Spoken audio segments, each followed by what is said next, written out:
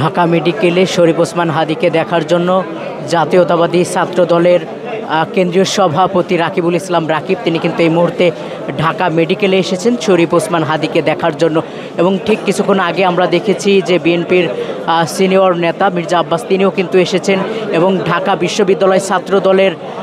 বিশ্ববিদ্যালয় ছাত্র দলের বেশ কিছু নেতাকর্মী তারাও কিন্তু শরীফ ওসমানকে দেখার জন্য ঢাকা মেডিকেলে ছুটে এসেছেন। এবং ঠিক যেমনটি বলছিলাম যে জাতীয়তাবাদী ছাত্র দলের কেন্দ্রীয় সভাপতি রাকিবুল ইসলাম রাকিব তিনি কিন্তু এই মুহূর্তে ঢাকা মেডিকেলে এসেছেন। এবং কিউব হোল্ডিংসের গল্পে সেই রেখাটি আঁকা হয়েছিল আজ থেকে এক যুগ আগে, কেবল কাগজে নয়, স্বপ্নের মাটির উপর।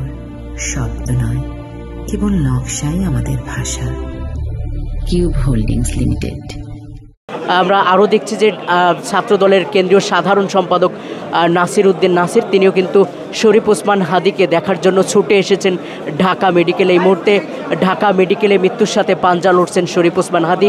আমরা শুনেছি আজকে দুপুরে তার মাথায় গুলি লাগে এবং তিনি গুলিবিদ্ধ হন এবং সেটা শুনেই বিএনপির সিনিয়র নেতারা এবং ছাত্র দলের কেন্দ্রীয় নেতারা এবং ছাত্র দলের ঢাকা বিশ্ববিদ্যালয় ছাত্র দলের নেতারা তারা কিন্তু এই মুহূর্তে শরীফ ওসমান হাদীকে দেখার জন্য ছুটে এসেছেন। এবং আমরা জানতে পেরেছি যে শরীফ ওসমান হাদীকে সিটি স্ক্যান করার জন্য নেওয়া হচ্ছে এবং সিটি স্ক্যান করা হলেই জাতীয়তাবাদী ছাত্র দলের কেন্দ্রীয় সভাপতি সাধারণ সম্পাদক এবং ঢাকা বিশ্ববিদ্যালয় ছাত্র দলের সভাপতি সাধারণ সম্পাদক সহ নেতাকর্মীরা তাকে দেখার জন্য যাবেন।